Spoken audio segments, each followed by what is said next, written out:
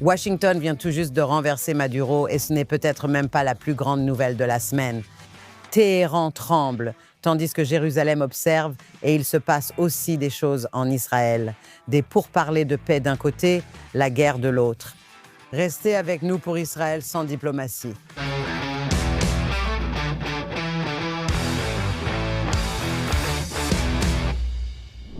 Shalom et bienvenue dans un nouvel épisode d'Israël sans diplomatie. Je suis ici avec ma co-animatrice habituelle, Ruthie Bloom. Comment vas-tu aujourd'hui, Ruthie? Je vais bien, mais je suis aussi un peu anxieuse et excitée par ce qui se passe dans le monde. Grâce à, ou on pourrait dire à cause des décisions du président Trump qui s'enchaînent les unes après les autres, on a à peine le temps de respirer entre deux. Et maintenant, ce que nous devons savoir, et je pense que tous les Israéliens veulent aussi le savoir, c'est comment ces dernières décisions, celles en cours, affectent Israël. Ce que nous voyons, vous savez, c'est évidemment notre sujet principal. La semaine dernière, lorsque nous faisions des prévisions pour 2026, la seule chose qui n'était pas sur notre radar, c'était la capture de Maduro, la prise de contrôle du Venezuela. Je veux dire, qui aurait même pensé à ça? Et d'ailleurs, Trump avertit aussi les autres dirigeants latino-américains qu'il ferait mieux de se ressaisir, sinon ils pourraient subir le même sort. Il dit aussi qu'il veut acheter le Groenland. Mais surtout, je dirais, si nous nous concentrons maintenant sur l'Iran et ses alliés, le Hezbollah et le Hamas. Alors parlons-en un instant des manifestations en Iran. Je voudrais revenir sur un point que tu viens de mentionner, Ruthie. Je ne pense pas que les Américains, il soit évident qu'ils prennent le contrôle du Venezuela. Je pense que l'avenir y est beaucoup plus incertain. Vont-ils collaborer avec le régime actuel, maintenant, sous la vice-présidence? Vont-ils choisir que les militants des droits de l'homme reçoivent le prix Nobel à la place de Trump? Oui, ce n'est pas clair pour moi, mais en tant qu'Israélien, je me demande comment cela impacte Israël et le Moyen-Orient. Je pense que c'est très positif. Pourquoi? Encore une fois, Donald Trump a montré qu'il ne faut pas plaisanter avec lui et qu'il est prêt à utiliser la force lorsqu'il estime que c'est dans l'intérêt national américain. Ce n'est pas un pacifiste, il montre qu'il ne fait pas que parler, il agit. Et c'est un message crucial pour les fauteurs de troubles à travers le monde, mais c'est aussi un message crucial pour les fauteurs de troubles au Moyen-Orient, en particulier pour des groupes comme le Hamas en particulier. Et nous en parlerons beaucoup de la dictature en Iran. Parce qu'il y a quelques jours, lorsque le président Trump a dit qu'il réagirait s'il commençait à massacrer leurs manifestants. Oui, c'est un message que les Iraniens, après avoir vu ce qui s'est passé au Venezuela, doivent prendre plus au sérieux. Et donc, je pense qu'une Amérique plus robuste, une Amérique qui est crainte par ses ennemis, c'est une bonne décision politique. Non seulement c'est une bonne décision politique, mais cela montre aussi son opposition totale à l'administration Obama, puis à son clone sous Biden, comme l'a dit Obama. Il dirigeait en restant en retrait et il a continué à faire cela. Et le monde entier a souffert à cause de ses politiques. Et comme Trump n'a eu qu'un seul mandat avant l'arrivée de Biden à la Maison-Blanche, il n'a pas réussi. Tout d'abord, il manquait d'expérience, maintenant il en a plus, mais il n'a pas non plus eu assez de temps pour réparer tout ce qui n'allait pas. Et ce que nous avons vu, c'est que le message qu'il transmet, c'est ça, non? Je suis le nouveau shérif en ville. Ancien shérif en ville, je suis là pour faire respecter la loi. Et il tient toujours ses promesses. C'est aussi un message clair, peut-être qu'il ne le veut pas ainsi, mais c'est un message clair aux isolationnistes du Parti républicain, à la droite woke.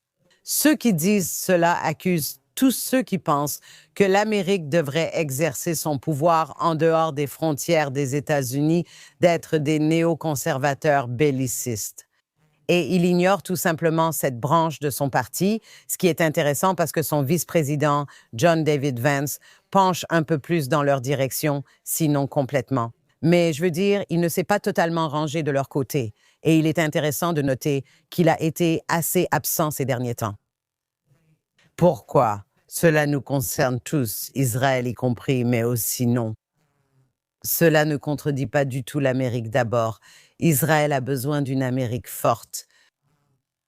Mais parlons-en un instant. Pendant qu'il fait cela, il a, avec Israël, neutralisé ou affaibli, sérieusement affaibli le régime iranien, sérieusement affaibli le Hezbollah au Liban et le Hamas à Gaza, etc. Cependant, et d'ailleurs, il encourage ou donne son feu vert à une autre opération israélienne, une opération israélienne sérieuse au Liban contre le Hezbollah.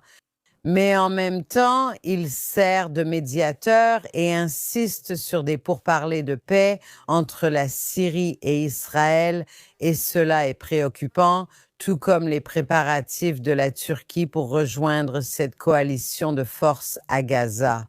Donc, ce sont deux, je pense, problèmes sérieux pour Israël qui sont aussi dus à Trump. Pour la Syrie, je ne crois pas à des pourparlers de paix ni à une normalisation prochaine entre Israël et la Syrie. Mais comme nous l'avons dit la semaine dernière dans nos prédictions pour la nouvelle année, ce qui se passe, c'est que Israël et la Syrie travaillent sur une sorte d'accord de sécurité qui permettra à Israël de se redéployer dans le sud de la Syrie.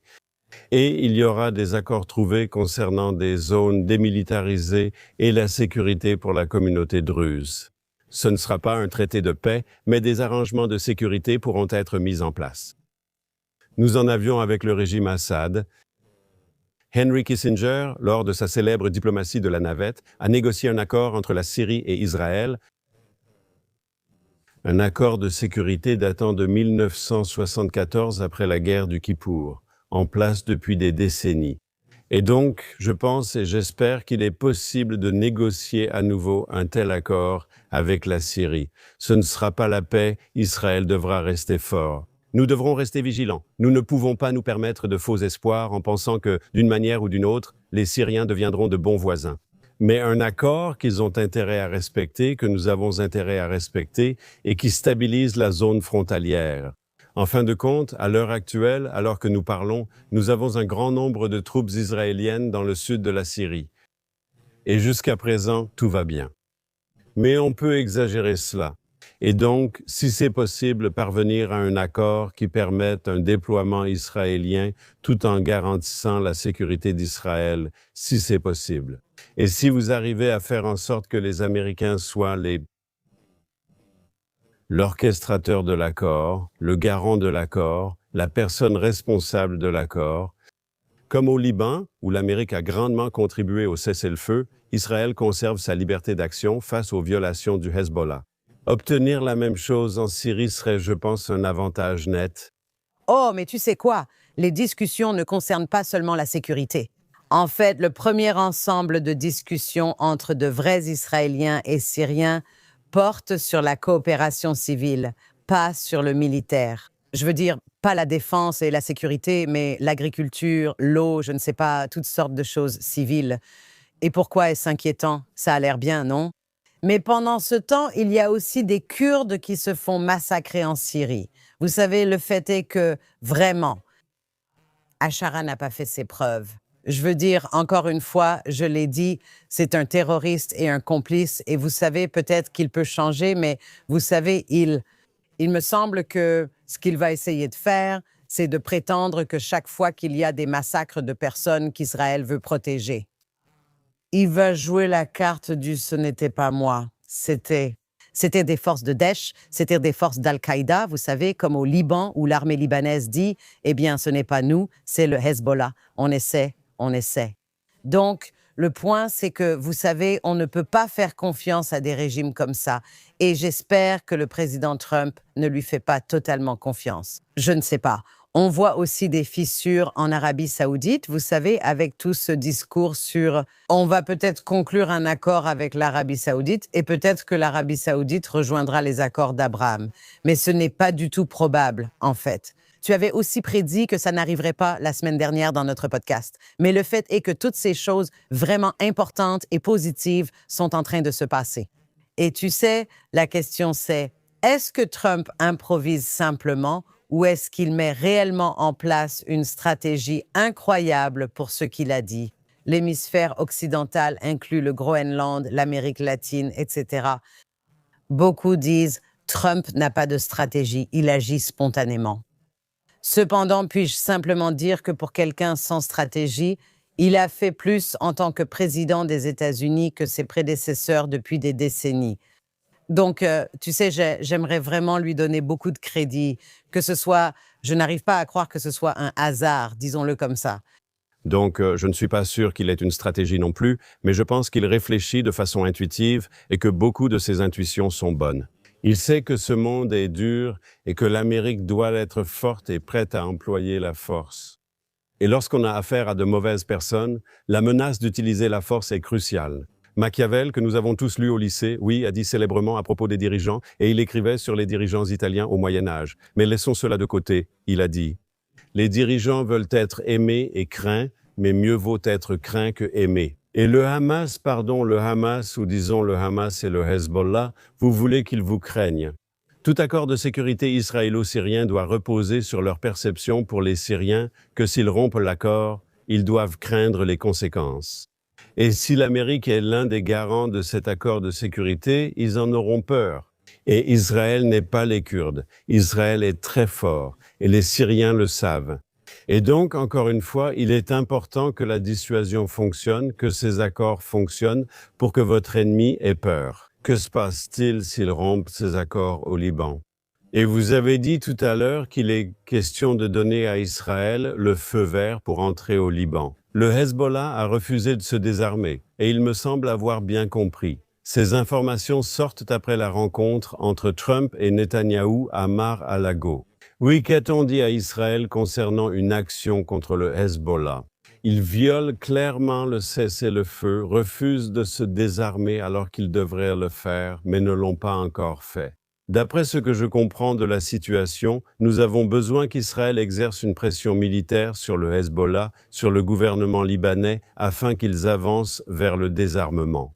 Des opérations militaires israéliennes auront lieu avec l'accord des États-Unis. Cela signifie plus de frappes israéliennes sur des cibles du Hezbollah, plus de frappes israéliennes sur l'infrastructure militaire du Hezbollah, et ainsi de suite. Excusez-moi, cela ne veut pas dire, je ne pense pas, selon ma compréhension, cela ne signifie pas une guerre à grande échelle entre Israël et le Liban, une guerre comme nous l'avons vu par le passé. Eh bien, tout d'abord, laissez-moi juste ajouter quelque chose à cela. Vous avez tout à fait raison à propos de la force et du fait de maintenir les ennemis nerveux dans la crainte. Mais voilà le problème. Et c'est ce qui rend le Venezuela différent des autres dont nous avons parlé. Quoi que vous disiez sur le Venezuela, corruption du gouvernement, trafic de drogue, accueil du Hezbollah et d'autres groupes terroristes, etc. L'Amérique latine ce n'est pas un pays islamiste radical, ce ne sont pas des pays islamistes. Et il y a une énorme différence entre ça et ça. Et vous pouvez avoir un axe du mal là-bas en coopération. Mais la culture n'est pas celle du djihad, ce n'est pas leur culture. Maintenant, pourquoi est-ce que j'en parle? Parce que je pense que peut-être le président Trump ne comprend pas cela. Ce n'est pas suffisant de faire craindre vos opérations militaires au Hezbollah et aux ayatollahs. Ils ont une idéologie qui implique aussi, vous savez, le martyr. Et l'une des préoccupations, et je pense que c'est pour cela qu'Israël se prépare vraiment, c'est que le Hezbollah, tout d'abord, le Hezbollah ne va pas se désarmer et le Hamas non plus. Ça n'existe pas, ils n'existeront pas, c'est ce qu'ils sont. Donc cela signifie qu'il faut les éliminer complètement, mais cela veut aussi dire qu'il faudrait alors étendre la guerre. Mais la question est-ce que le Hezbollah attaquera Israël? Et est-ce que les ayatollahs en Iran donneront, vous savez, ce genre de feu vert? Marie? D'accord, l'ayatollah se prépare et fait ses bagages. Peut-être pour s'enfuir en Russie si les choses deviennent trop graves, mais en attendant, pour tirer sur Israël les missiles balistiques restants qu'il possède. C'est l'une des choses dont Israël est conscient. Ils ne sont pas des acteurs rationnels en ce sens. Les organisations terroristes et les États terroristes ne sont pas des acteurs rationnels. Enfin, je n'aime pas vraiment utiliser ce mot « rationnel ». Ils ont une stratégie, une politique, des tactiques, mais aussi une idéologie qui les dépasse tous. Et c'est quelque chose que les Occidentaux ne comprennent jamais. Et c'est pourquoi je pense que l'Amérique latine est un tout autre terrain de jeu.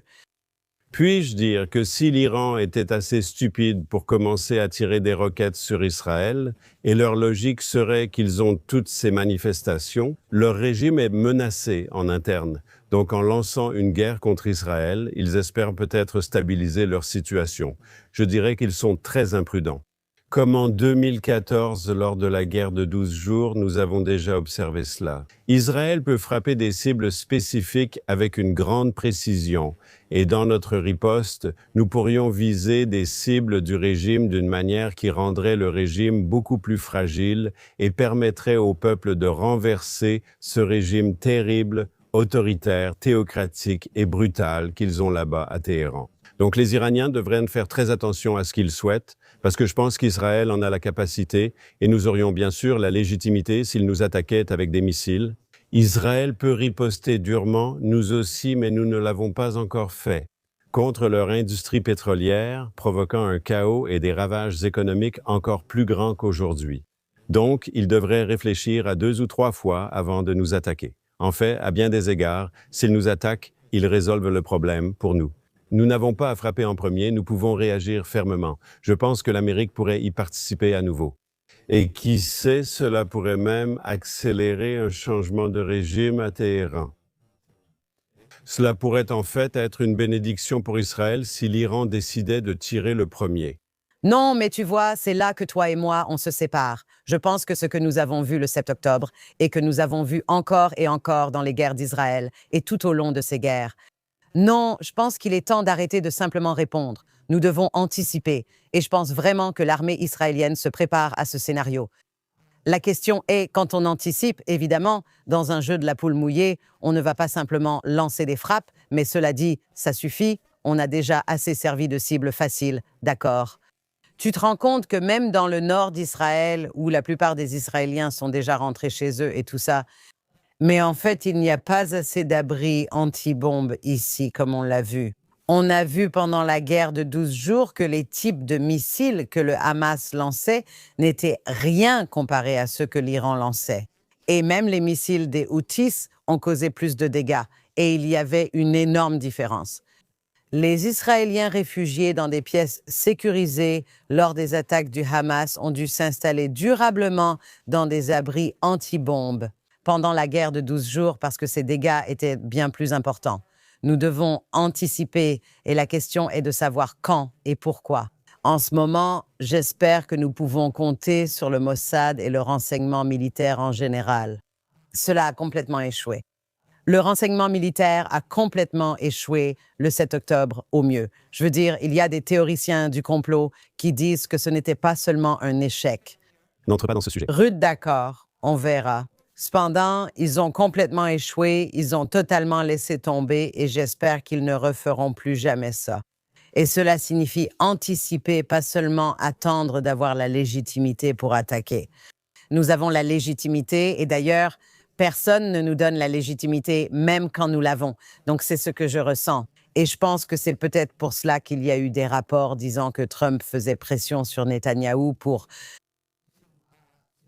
lancer une autre guerre contre le Hezbollah plutôt que de simplement lui donner le feu vert. Parce qu'il pourrait comprendre cela, surtout depuis son intervention au Venezuela. Cela a beaucoup à voir avec le Hezbollah et la drogue, le narcoterrorisme qui est directement lié à l'Iran aussi, et que sans éliminer le Hezbollah, même plus que ce que nous avons déjà fait, il sera difficile de contenir même le narcoterrorisme. Vous savez, c'est comme un jeu de la taupe. On frappe ici, et puis une autre surgit, puis une autre encore. Nous n'en avons pas fini avec cette guerre, c'est tout ce qu'il y a à dire. Je n'ai jamais dit que la guerre était terminée. Je disais juste qu'il faut être intelligent dans la manière de la poursuivre. Ni vous ni moi n'avons accès aux renseignements. Ce que les Iraniens font ou tentent, ce qu'ils reconstruisent ou non. Je pense qu'Israël doit être très intelligent et que nous devons nous coordonner du mieux possible avec les États-Unis. Mais encore une fois, s'il y a des discussions, et vous savez que les Iraniens pourraient essayer de se sortir de leurs propres problèmes en frappant Israël, je vous le dis simplement, ils ne feront que créer plus de problèmes pour eux-mêmes. Il y a une chance, et c'est la bonne nouvelle, que vous verrez un changement en Iran, n'est-ce pas? Nous en avons parlé la semaine dernière. Il y a une réelle possibilité. Et depuis que nous avons parlé la semaine dernière, Les manifestations en Iran s'étendent à plus de villes et impliquent davantage de personnes, n'est-ce pas? Le régime là-bas est détesté, le régime là-bas est détesté et le régime là-bas a été exposé. Comme évoqué la semaine dernière, faiblesse et autocratie faible vont mal ensemble. Les autocraties faibles sont renversées. Si l'autocratie fait peur, les gens restent chez eux. Si elle semble faible, ils manifestent. J'ai vu hier un reportage montrant des manifestants au visage découvert, sans masque ni écharpe, preuve qu'ils n'ont pas peur. C'est un changement important. Nous ignorons où cela mènera. Un changement de régime en Iran est-il possible? Nous l'espérons. Nous aimerions avoir un gouvernement en Iran qui veuille vivre en paix avec nous tous et coopérer avec nous tous. Par le passé, nous avons eu un tel gouvernement en Iran. Est-il possible d'avoir à nouveau un tel gouvernement à l'avenir? Bien sûr, c'est possible, nous l'espérons, c'est peut-être plus probable que jamais. Cela pourrait arriver ou cela pourrait ne pas arriver. Mais même dans l'intervalle, supposons que le régime, dans les semaines et les mois à venir, parvienne d'une manière ou d'une autre à s'en sortir et à gérer les manifestations. Mais même dans cette situation, ils doivent être tellement concentrés sur ce qui se passe à l'intérieur de l'Iran. Ils tentent d'envoyer des ressources pour donner plus d'argent à leur population afin d'arrêter les manifestations. Qu'ils y parviennent ou non, c'est un autre sujet. Le fait qu'ils doivent se concentrer sur leur survie et utiliser des ressources pour tenter de soudoyer le public. Pour gérer des problèmes économiques, ils ont moins de ressources pour aider le Hamas, le Hezbollah, les Houthis et autres méchants. Pour toutes ces raisons, ce qui se passe en Iran est un net avantage. Même sans changement de régime à court terme, je suis sûr qu'il viendra à moyen terme. Vous savez, j'ai ri quand vous avez dit qu'ils essayaient de leur donner de l'argent, vous savez. Le régime a dit qu'il voulait donner 7 dollars à chaque Iranien, n'est-ce pas? C'est pour ça que je ris. Peut-être que 7 dollars suffisent pour beaucoup en Iran, je ne sais pas. Laissez-moi vous dire quelque chose. Non, d'accord. Il manque d'eau, d'électricité, les supermarchés sont vides et ils sont furieux contre beaucoup de choses. Non seulement à cause du régime répressif qui dure depuis des décennies, et pas seulement à cause du traitement des femmes, etc., et des opposants politiques, mais aussi parce qu'ils sont furieux que le régime dise cela. Oh, super, vous dépensez de l'argent pour le Hezbollah et les Houthis, et vous parlez des Palestiniens. Et nous alors? Et nous alors? Et tout cet argent que vous avez reçu de l'Occident et tout ça? Et ils sont furieux et ils ont raison de l'être. Maintenant, quand vous parlez de changement de régime, voilà ce que les gens disent toujours. Vous savez, les experts du Moyen-Orient disent, eh bien, vous savez ce que c'est le changement de régime, vous ne savez pas ce qui va venir après. Ce pourrait être pire. Je répète, ça pourrait vraiment être pire. Non, je ne suis pas d'accord. Deuxièmement, il n'y a aucun moyen que nous puissions laisser faire ça. Quand je dis nous, je parle de toutes les bonnes personnes. Les Iraniens peuvent aussi permettre à ce régime de rester au pouvoir. C'est vrai, nous ne savons pas qui viendra après, c'est vrai, et il est possible que cela arrive ensuite. Il faudra aussi s'en occuper. Mais cela ne veut pas dire qu'il faut laisser cela au pouvoir. Juste parce que, comme j'utilise souvent cette analogie, je dis toujours juste. On ne peut pas toujours, vous savez. Le choix entre Jack l'Éventreur et l'étrangleur de Boston, eh bien, il faut éliminer les deux. Ce n'est pas un choix. Et puis, il y a... Maintenant, c'est difficile à dire parce qu'il y a des rapports qui viennent d'Iran qui ne sont pas vérifiés et nous ne savons pas. Un rapport dit que les gardiens de la révolution, si les ayatollahs sont renversés ou s'enfuient, que les gardiens de la révolution prennent le contrôle et ce serait très mauvais. Il y a d'autres rapports qui disent que certains des gardiens de la Révolution font défection, ce qui serait vraiment bien. Ensuite, il y a, vous savez, des discussions sur, l'opposition. Il y a une opposition problématique parce que la principale opposition au régime iranien se trouve à l'étranger, aux États-Unis et en Angleterre. Ce genre de choses, ils ne vivent pas vraiment en Iran. Donc, il y a le fils du Shah Pahlavi, et puis il y a aussi les Moudjahidines du peuple d'Iran qui sont... Tu sais, je sais que tu détestes quand j'utilise cette expression. Ce sont des islamistes communistes, donc ils ne valent rien, même si beaucoup de gens en Occident sont confus à leur sujet. Ils pensent que Mariam Rajavi, qui dirige cette organisation, c'est comme si elle était l'espoir de l'Iran. Non, mais ça ne... Nous ne savons pas, mais ce que je dis, c'est qu'il ne fait aucun doute que ces ayatollahs doivent partir.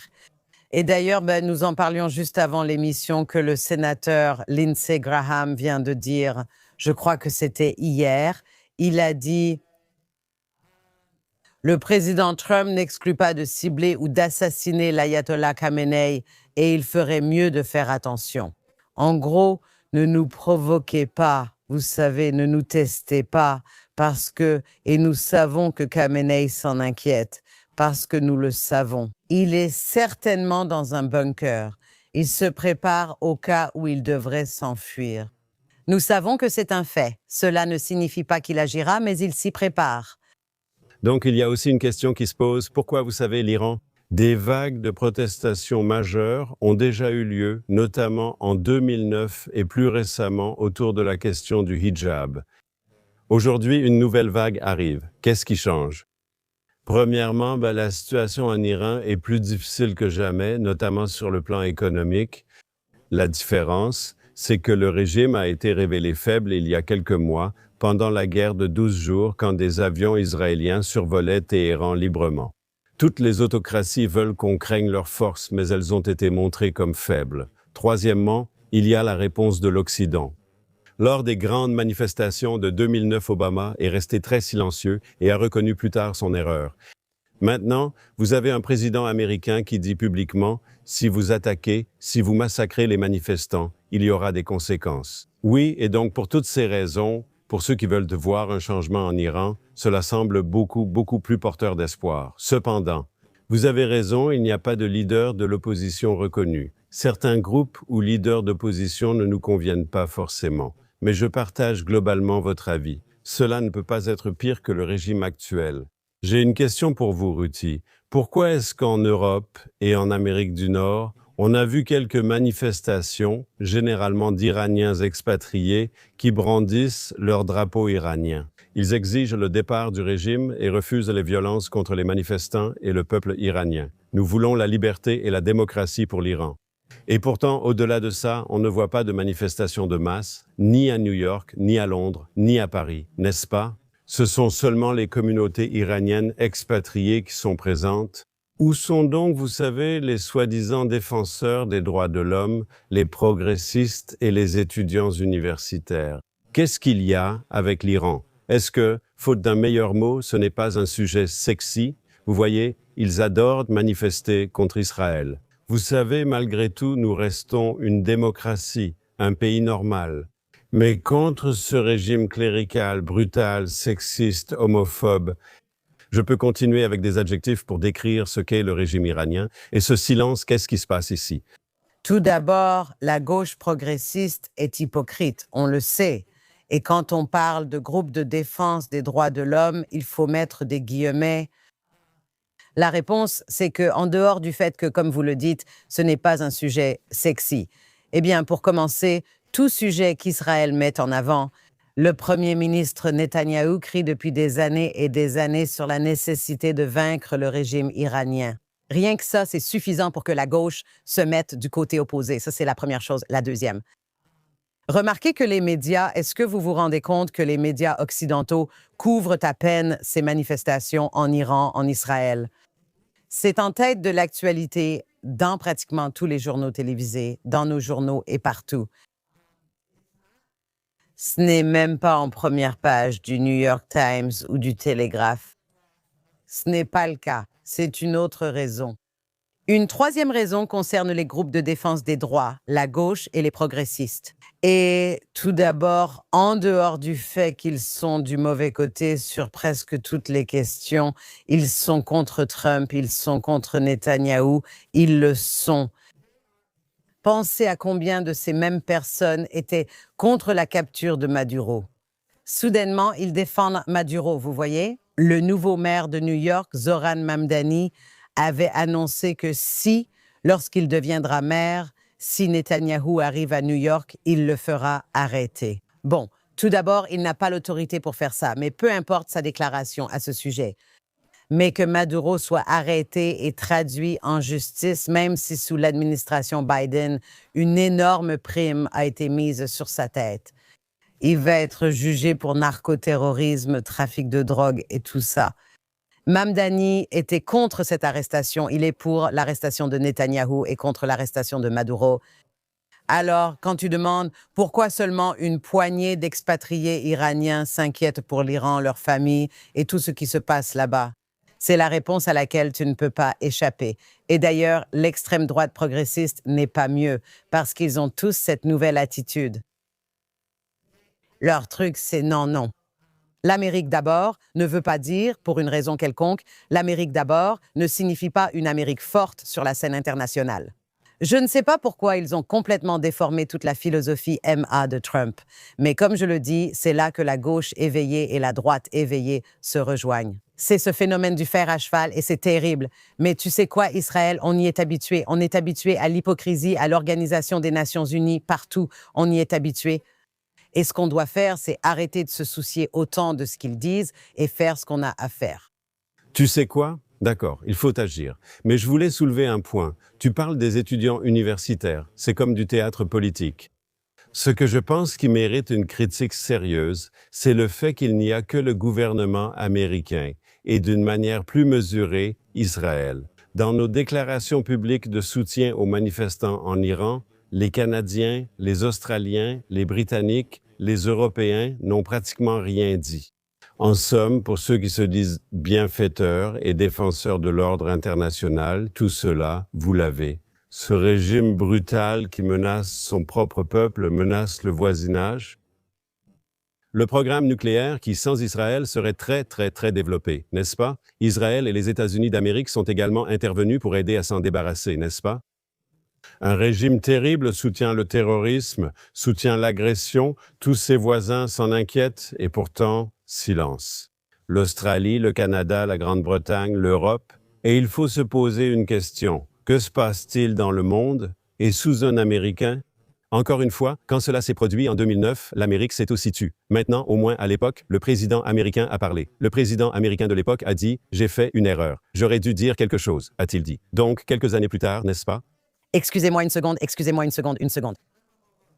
Obama, laissez-moi juste corriger une chose. Obama, ce n'est pas seulement qu'il est resté silencieux. Il a dit « Nous avons besoin d'ouverture vers le monde musulman, d'ouverture, et c'est mieux. Nous devons traiter avec les ayatollahs. » Le fait qu'il dise qu'il a fait une erreur, non, sa vision du monde n'a pas changé d'un iota. Donc, j'allais dire la chose suivante. Ce ne sont pas seulement les voisins musulmans de l'Iran qui craignent l'Iran. Les citoyens musulmans iraniens craignent le gouvernement iranien. Et je pense que le silence de l'Occident, du monde, laissons l'Amérique de côté, a été assourdissant et il n'y a aucune excuse à cela. Eh bien, vous savez, c'est intéressant, vous soulignez cela. Nous avons cette situation ironique où l'on pourrait dire que les pays arabes, certains d'entre eux, beaucoup d'entre eux, essaient de s'occidentaliser dans une certaine mesure, de se moderniser dans une certaine mesure. Alors que l'Occident devient plus djihadiste, l'Occident est infiltré par des djihadistes, par une immigration massive en Amérique, une immigration illégale en Europe. Beaucoup de cela a été facilité et une partie est illégale. Peu importe. Le fait est que l'Occident a importé le djihad à l'intérieur de ses propres frontières, tandis que les pays arabes et d'autres pays musulmans essaient de s'en débarrasser. Nous assistons à ce changement étrange. Je vois à l'horloge que nous manquons de temps, mais je pense que c'est incorrect dans ce cas, parce que cela n'explique pas l'immigration musulmane vers les pays occidentaux. Cela n'explique pas. Cela explique la critique d'Israël, mais cela n'explique pas le silence des Européens et des autres occidentaux sur ce qui se passe avec l'Iran. Parce que la plupart de ces musulmans sont des musulmans sunnites et ils n'ont absolument aucun amour pour le régime de Téhéran. Je pense simplement qu'il se passe autre chose ici.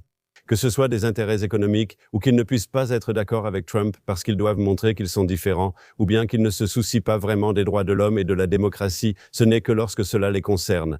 Vous savez, Israël, n'est-ce pas, à chaque fois, n'est-ce pas? Mais il n'y a aucun doute que leur hypocrisie a été exposée très clairement sur la question iranienne. Aucun doute. Je pense que cela conclut notre discussion d'aujourd'hui. Et d'ici la semaine prochaine. Dieu sait ce qui nous attend de l'administration Trump et d'ailleurs de l'administration Netanyahou aussi. Je te verrai la semaine prochaine, Ruthie. J'ai hâte d'y être.